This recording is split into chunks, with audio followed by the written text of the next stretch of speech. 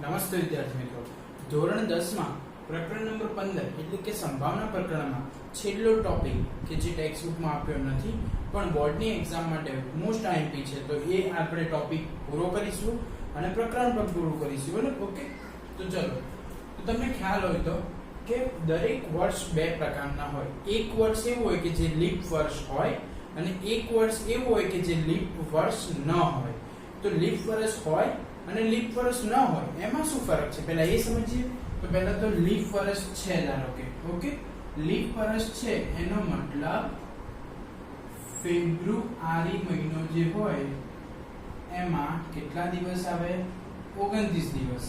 Generally leap વર્ષ ન હોય ત્યારે ફેબ્રુઆરીમાં કેટલા દિવસ આવે? તો કે 28 દિવસ આવે. તો ફેબ્રુઆરીમાં લીપ વર્ષ હોય તો 29 દિવસ, લીપ વર્ષ ન હોય તો 28 દિવસ. ઓકે, લીપ વર્ષ હોય તો ફેબ્રુઆરીમાં એક દિવસ કેવો આવે છે? વધારે. તો આખા વર્ષના કુલ દિવસ પણ શું થાય? એક વધી જાય. આખા વર્ષના કુલ દિવસ પણ શું થશે? એક વધી જશે. એનો મતલબ 366 દિવસનું વર્ષ થઈ જાય. અને લીપ વર્ષ ન હોય તો વર્ષના કુલ દિવસ કેટલા થઈ જાય? 365. કેટલા થઈ જાય? 365. ખબર પડી ગઈ? તો આ બે વસ્તુનું તમારી પાસે નોલેજ હશે તો આપણે જે લીપ વર્ષ દાખલા હોય છે એ આપણે ગણી શકીશું. ઓકે, તો લીપ વર્ષ વાળા કયા કયા દાખલા હોય છે? આપણે એક દાખલાનું એક્ઝામ્પલ લઈ લઈએ. ઓકે, બંને કે કોઈ પણ વાર લઈ શકાય આમાં. લીપ વર્ષ હોય, લીપ વર્ષ હોય અને તે વર્ષમાં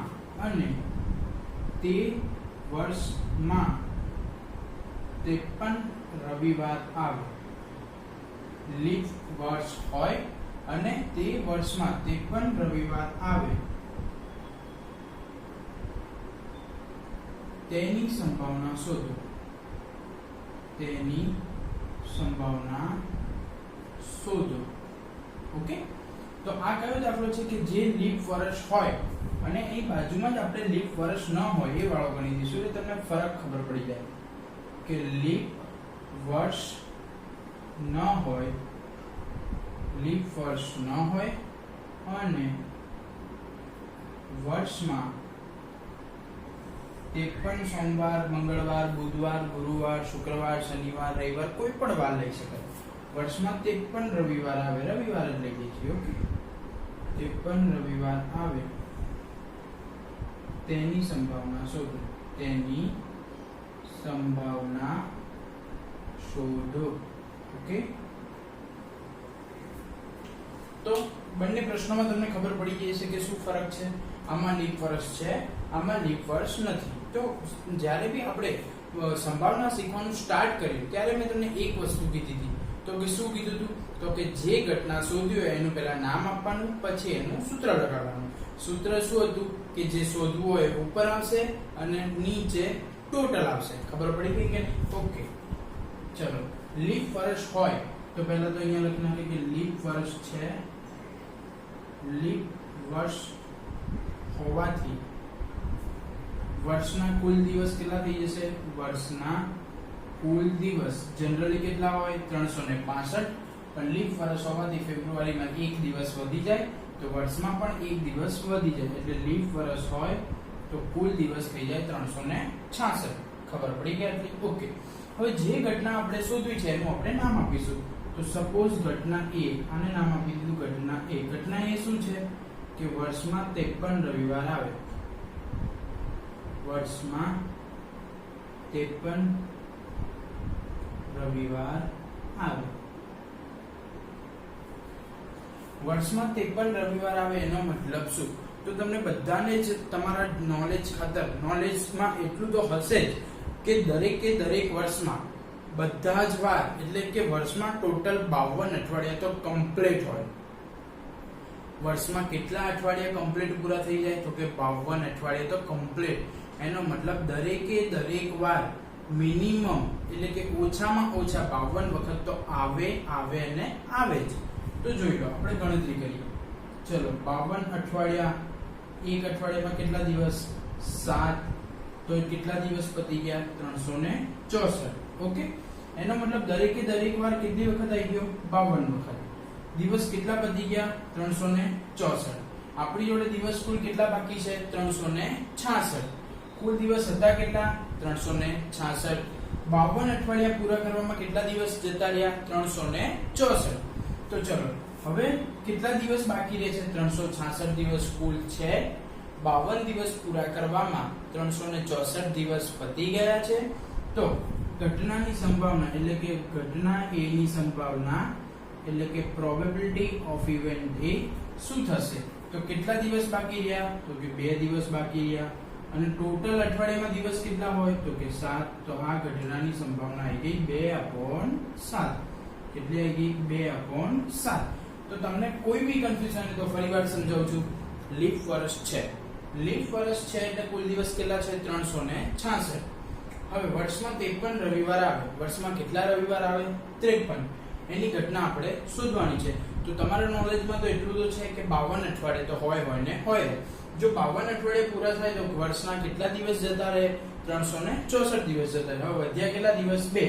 હવે 2 દિવસ વધ્યા છે, એમાં સોમવાર પણ હોઈ શકે, મંગળવાર હોઈ શકે, બુધવાર હોઈ શકે, ગુરુવાર હોઈ શકે, શુક્રવાર હોઈ શકે, શનિવાર હોઈ શકે અને રવિવાર પણ હોઈ શકે. પણ આપણે શેની સંભાવના શોધવાની છે? રવિવારની. દિવસ કેટલા બાકી રહ્યા? 2. તો 2/7.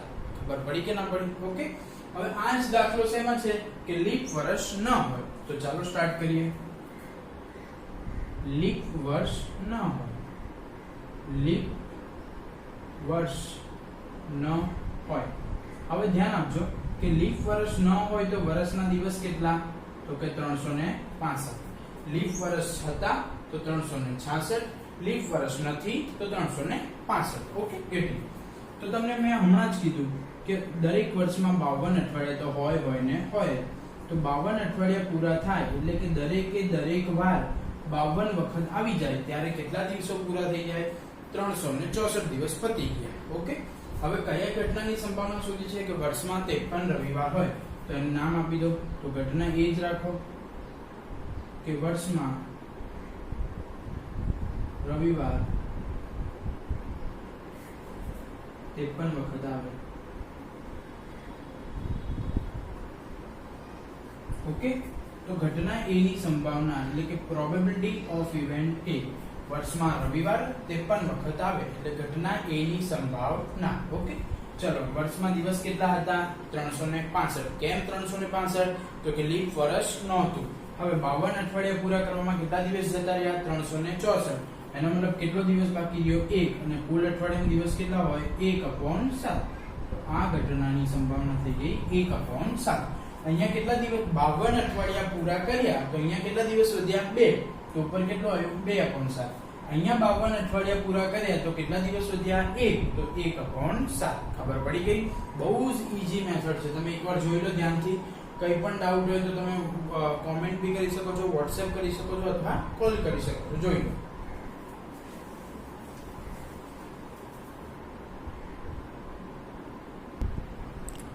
ચલો વિદ્યાર્થી મિત્રો, આગળનો ટોપિક છે. આપણે હમણાં ટોપિક શીખ્યા એ વર્ષવાળો હતો કે વર્ષમાં 53 રવિવાર આવે, વર્ષમાં 52 આવે. 52 તો દરેકે દરેક વાર આવે જ છે. 53 સોમવાર આવે, 53 મંગળવાર આવે, એના દાખલા ગણ્યા. હવે આપણે મહિનાઓના દાખલા ગણીશું કે આ મહિનામાં 5 સોમવાર આવે, આ મહિનામાં 6 સોમવાર આવે કે એ બધું જ. ચલો તો શીખીએ. તો પહેલો જ દાખલો છે કે ફેબ્રુઆરી માસમાં 5 સોમવાર આવે. તો તમને પહેલા કહી દઉં કે ફેબ્રુઆરી મહિનો જો લીપ વર્ષ હોય તો 29 દિવસનો હોય અને જો લીપ વર્ષ ન હોય તો 28 દિવસનો હોય. આ વસ્તુ તમને ખબર જ છે. ઓકે, તો ફેબ્રુઆરી માસ આવે ત્યારે આપણે લીપ વર્ષ છે કે લીપ વર્ષ નથી એ ચેક કરવું જરૂરી બને છે. કેમ કે લીપ વર્ષ હશે તો અલગ જવાબ આવશે, લીપ વર્ષ નહીં હોય તો અલગ જવાબ આવશે. ઓકે, તો દાખલો સ્ટાર્ટ કરીએ છીએ કે ફેબ્રુઆરી માસમાં 5 સોમવાર હોય તો લીપ વર્ષ છે. તો લીપ વર્ષ હોવાથી તો લખી નાખીએ કે લીપ વર્ષ હોવાથી ફેબ્રુઆરીમાં કુલ દિવસ કેટલા થઈ જશે? તો કે 29. જનરલી લીપ વર્ષ ન હોય તો ફેબ્રુઆરીમાં 28 દિવસ હોય છે, પણ લીપ વર્ષ છે એટલે એના કુલ દિવસ થઈ ગયા 29. ખબર પડી કે ના પડી? સંભાવના શોધવાની છે કે ફેબ્રુઆરી માસમાં 5 સોમવાર આવે. તો ચલો ઘટનાને નામ આપી દઈએ કે ફેબ્રુઆરી માસમાં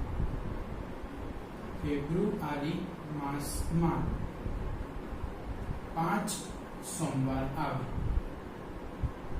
5 સોમવાર આવે. ઓકે, તો તમને સિમ્પલ ગણતરી સમજાવી દઉં.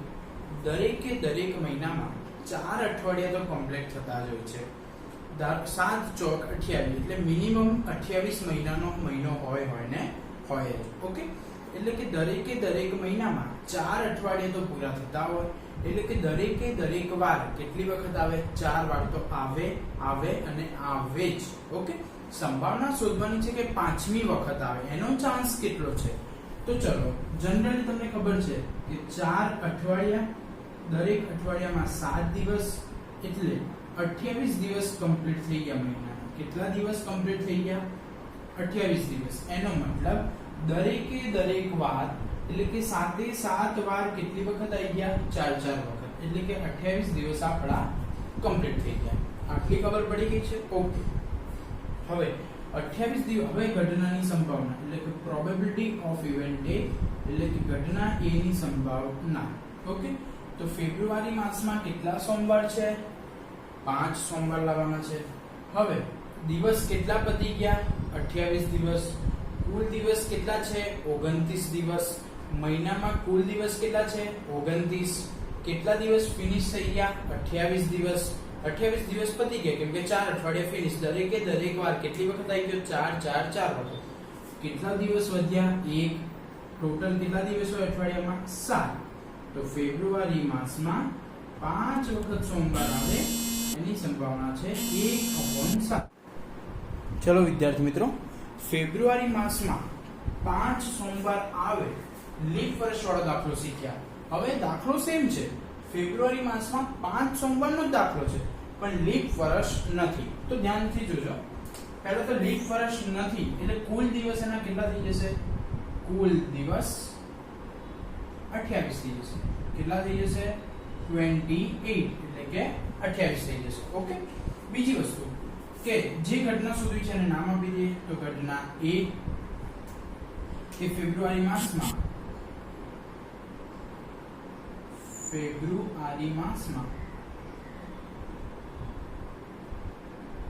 5 સોમવાર આવે. ફેબ્રુઆરી માસમાં 5 સોમવાર આવે. ઓકે, હવે તમે વિચારો, વર્ષના મહિનાના દિવસ કેટલા? 28. દરેક મહિનો એટલે કે દરેક વાર. ચલો, ધારો કે ફેબ્રુઆરી મહિનો સોમવારથી સ્ટાર્ટ થયો. સોમવારથી રવિ, ફરી સોમથી રવિ, ફરી સોમથી રવિ, ફરી સોમથી રવિ, સોમથી રવિ. ચલો, પહેલું અઠવાડિયું પૂરું થયું કેટલા દિવસનું હોય? 7 દિવસનું. બીજું અઠવાડિયું પૂરું થયું એ પણ કેટલા દિવસનું હોય? 7 દિવસનું. ત્રીજું અઠવાડિયું પણ 7. ચોથું અઠવાડિયું પણ 7. એનો મતલબ 4 અઠવાડિયા. જો 4 અઠવાડિયા, દરેક અઠવાડિયામાં 7 દિવસ. કેટલા દિવસ પૂરા થઈ ગયા? 28 દિવસ. 28 દિવસ પૂરા થઈ ગયા. મહિનામાં પણ કેટલા દિવસ હતા? 28 દિવસ. મહિનામાં દિવસ કેટલા હતા? 28. 4 અઠવાડિયા પૂરા થયા, કેટલા દિવસ વપરાઈ ગયા? 28. એક પણ દિવસ વધ્યો નથી? વધ્યો. એક પણ દિવસ વધ્યો એનો મતલબ સોમવાર શું? કોઈ પણ વાર. સોમવાર, મંગળવાર, બુધવાર, ગુરુવાર, શુક્રવાર કે શનિવાર, કોઈ પણ વાર ફેબ્રુઆરી માસમાં 5 વખત આવી શકશે નહીં. કેમ? મહિનાના દિવસ કેટલા છે? 28. દરેક વાર 4 વાર આવી જાય તો કેટલા દિવસ પતી જાય? 28. એનો મતલબ એક પણ દિવસ બાકી બચતો નથી. તો ઘટના એ એટલે કે પ્રોબેબિલિટી ઓફ ઇવેન્ટ એ એટલે કે ફેબ્રુઆરી માસમાં 5 સોમવાર આવે એની સંભાવના થશે 0. એની સંભાવના કેટલી થઈ જાય છે? 0. ખબર પડી કે ના પડી? ઓકે, તો ફેબ્રુઆરી માસ આ મહિના વાળું શીખી ગયા. લીપ વર્ષ હોય કે ના હોય એ ખાલી ફેબ્રુઆરી મહિનાને જ ફરક પડે છે. ડિસેમ્બર મહિનામાં લીપ વર્ષ હોય તો પણ 31 દિવસ, લીપ વર્ષ ન હોય તો પણ 31 દિવસ. એપ્રિલ મહિનામાં 30 દિવસ, લીપ વર્ષ હોય તો પણ 30, ન હોય તો પણ 30. એટલે લીપ વર્ષ હોય તો વર્ષને ફરક પડે, લીપ વર્ષ હોય તો ફક્ત ફેબ્રુઆરી મહિનાને જ ફરક પડે. લીપ વર્ષ હોય તો 29 તારીખ સુધી જવાનું, લીપ વર્ષ ન હોય તો 28 તારીખે પૂરો થઈ જાય મહિનો. ઓકે, હવે દાખલો છે ડિસેમ્બર મહિનાનો. તો ડિસેમ્બર માસમાં 5 શનિવાર આવે. તો પહેલા જ મેં તમને કીધું કે ડિસેમ્બર માસને અને લીપ વર્ષને કોઈ લેવા દેવા નહીં. એટલે કે ડિસેમ્બર માસમાં કુલ કેટલા દિવસ છે? તો કે બધાને ખબર છે 31 દિવસ. ઓકે, ડિસેમ્બર માસમાં 5 શનિવાર આવે. તો ઘટનાને આપણે ધારી લઈએ. ઘટના એ કે ડિસેમ્બર માસમાં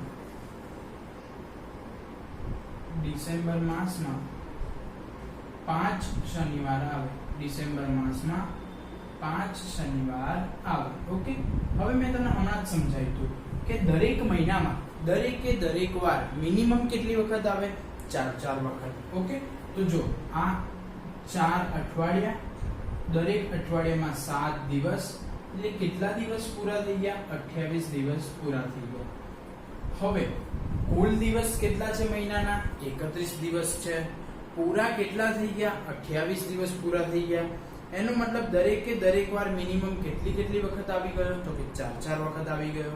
આપણે સંભાવના શોધવાની છે કે શનિવાર કેટલામી વખત આવવો જોઈએ? 5મી વખત. આપણા દિવસ કેટલા છે? 3 વધ્યા છે. ટોટલ દિવસ કેટલા હોય? 7. તો દરેકે આ શનિવાર 5 વખત આવે. એટલે કે ઘટના એ ની સંભાવના, દિવસ કેટલા હતા? 31. પતી ગયા કેટલા? 28. કેટલા વધ્યા? 3. કુલ દિવસ કેટલા છે? 7. તો ઘટના એ ની સંભાવના 3/7. ખબર પડી ગઈ દરેક વિદ્યાર્થી મિત્રોને? તો આજે આપણે ટોપિક શીખ્યા વર્ષમાં લીપ વર્ષ હોય તો શું ફરક પડે, વર્ષમાં લીપ વર્ષ ન હોય તો કેટલા દિવસ હોય, મહિનામાં લીપ વર્ષ હોય તો કોને ફરક પડે? ફક્ત ને ફક્ત ફેબ્રુઆરી મંથને. અને મહિનામાં લીપ વર્ષ ન હોય તો કોને ફરક પડે? ડિસેમ્બર માસમાં 5 શનિવાર આવે તો શું થાય? 5 શનિવાર લાવવા હોય તો એની સંભાવના શું થાય? તો દરેક વિદ્યાર્થી મિત્રો આ ટોપિક જોઈ લે. આના પછી આપણે પ્રશ્નપત્ર વાળો ટોપિક, એટલે કે 100 માર્ક્સના પેપરમાંથી આટલા માર્ક્સ આવ્યા તો એની સંભાવના શું, એ બધું આપણે જોઈશું. તમે એકવાર આ જોઈ લો.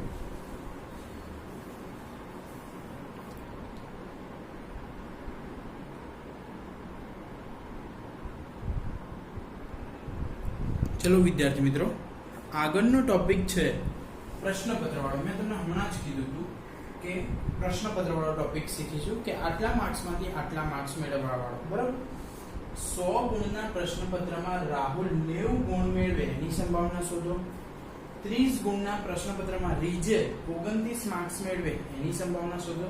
તો બંનેની સંભાવના કેવી રીતે શોધવાની છે ધ્યાનથી જોજો. પહેલા તો જે ઘટનાની સંભાવના ચેપ્ટર ચાલુ થયું ત્યારથી હું એક જ વસ્તુ તમને શીખવાડી રહ્યો છું કે જે ઘટનાની સંભાવના શોધવી હોય એ ઘટનાને નામ આપવાનું. તો ઘટના એ કે રાહુલ 100 ગુણમાંથી